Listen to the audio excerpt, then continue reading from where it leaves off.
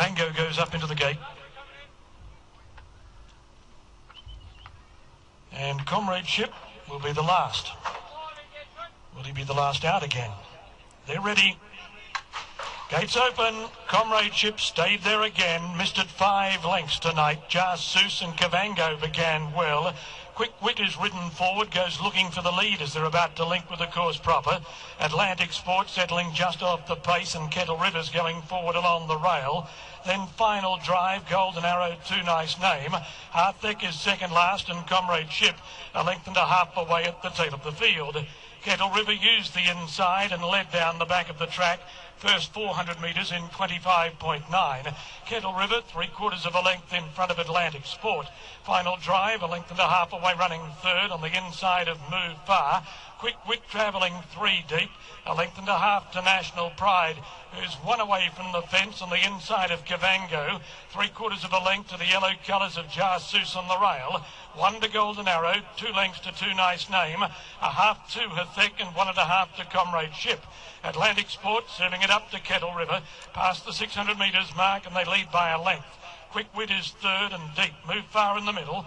Final Drive on the rail, and then Cavango, Jasus, followed by National Pride, Golden Arrow, Too Nice Name, Harthick coming very wide, and Comradeship is coming from the back. Atlantic Sport hit the lead past the 300, about to be tackled by Move Far, and here comes Kelvin on Harthick. He's nowhere near the rail. He's out in the centre of the track. It's Kelvin wide with 100 metres left to go, but Harthick has taken the lead. Harthick in front of Move Far. Cavango's battling on, and Harthick wins. Harthick, and it's the first blow in the Meydan Masters to Kelvin Borel. Cavango may have run second in a photo from Move Far. Then Atlantic Sport, Golden Arrow, Jasus, Final Drive, Quick Wit, Comradeship, Too Nice Name, Kettle River, and National Pride. Harthick, number 2, Kelvin Borel has won leg 1 of the Meydan Masters. Cavango has battled away to get second, and Move Far is third. And that trio drew clear of Atlantic Sport, Jasus, Golden Arrow, and Final Drive. Quick Wit had to race 3 deep. It's old. Comradeship was up to his old tricks. Too Nice Name, never a chance. Kettle River led, but compounded over the concluding stages. And National Pride finished a long way back. Well, his first look at Meydan from a racing perspective, and Kelvin has won. And the only time he was anywhere near the rail was in the first couple of 100 metres of the race, I suppose. Number 2, Harthick, Kelvin Borel is first. Number 6, Cavango, Richard Hughes has run second. And number 12, Move Far, ridden by Frankie Dettori, is third. 2, 6 and 12. Atlantic Sport, number 1, has run fourth. Number 10, Jasus, is fifth, and Golden Arrow ran sixth. 2, 6, 12, 1, 10 and 9. After the running of the third race, time details will be up on the board in just a moment. Well, it just goes to show, doesn't it? Good jockeys can go anywhere and win races, provided they've got the right material underneath them. And Kelvin Borel, obviously riding with a clock in his head, knew exactly what he was up to on Harthick. Let him down at exactly the right time. Frankie, at one stage, might have been smelling victory, but Harthick swept past him, and then Cavango came late in the end to rob Move Far of third spot. And that, well, there's a very excited Mrs. Borel down in the parade ring. A length the winning margin, a short head split second and third, the time 1:38.23. 1:38.23, a length, a short head. Now that time is well outside of Sky Surfer's record for the course, the 1600 metres. He set that last week at 1:35.77. City Style held the class record. He doesn't anymore, because 1:38.23 lowers his class record. So class record time run by Harthick. There's a look. Mrs. Borel. I think that gesture was, where's the line? But over the final 150, she didn't have to worry. Abbey always had it won. And they drew well clear, 5.5 lengths. Atlantic Sport, who raced up on the pace, battling on for fourth. Where is this winner? About to come back.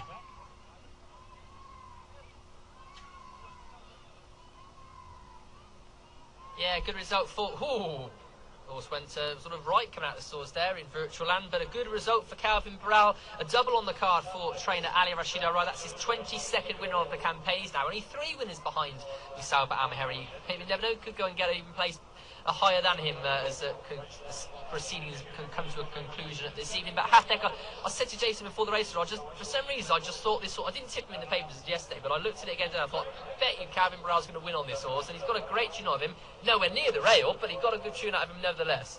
He was very patient with him. I was watching thinking he's a very stylish jockey, and I think that actually what's perhaps made the difference is the step back in trip for this horse. They said, Richard Hill said he thought the horse's best trip was a mile. He knows him better than anyone. He was spot on. Unfortunately, he wasn't riding him today, so commiserations to him, but he's a really classy horse, and Calvin didn't really have to use his whip on him in the closing stages too much, maybe a couple of smacks, but he had the race won really from a long way out, as Terry said. About here, in fact, he sort of loomed menacingly on the outside, and there's a few there that just couldn't really live with him in the closing stages. Cavango's run another good race, and in fact has reversed the form with Mafar as we predicted. Yeah, he was just in touch with just about. There we are. There's Calvin Borel returning to the winners' enclosure. I believe that was his wife here. Obviously very excited to see him ride a winner. And there's Ali Rashid Al-Rai and Jani Siddiqui. Top of their game at the moment. Got some good chances later on this evening, and as we say, tomorrow looking forward to seeing Al Shamali run on the World Cup trail tomorrow. But Hathek is a great servant, as you said, Richard Hills thinks a mile is his best trip, and also just to continue what Terry said. I mean, the fact was that this jockey has never ridden around this horse before, but he has timed it to absolute perfection. He's not given the horse a hard race at all. As Jason pointed out, he's a world-class jockey. You expect them to come over here and ride a world-class race, and he has. I'm sure he's been and had a good look at the course, as professionals should do, and it's interesting to see the different styles. And as I said, I thought he was very stylish in the finish there, and I'm glad this horse has finally managed to get a win here on the big stage. Well done to team from Grandstand Stables there. Delighted looking Mrs. Borel. Yeah, Jim Corns there, just congratulating her. Well done. Tracy Gill was also there, obviously keeping a close on, and make sure she knows where she's going. Friogo Cooper as well, very quick to shake her hand after that success. There's the horse though, making his way back to the